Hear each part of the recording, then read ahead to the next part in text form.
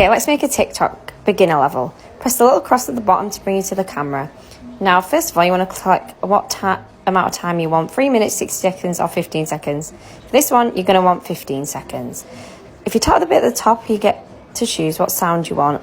I'm going to go onto TikTok Viral and select a sound to use for a little transition.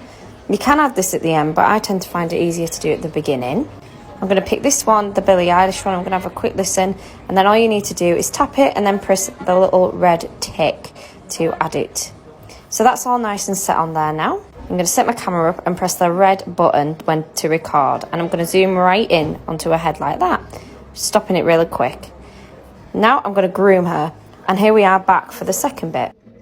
So all I'm going to do is pop the camera right to her head again, and then press the red button and then come out with my camera as it's recording. I do take a bit of a longer shot on the second half, but when you're ready and you're finished with how much footage you want, you just press that red button again, and then you've recorded everything. So next I will press the next button once I'm happy with that footage. And then I will type in a little message in here.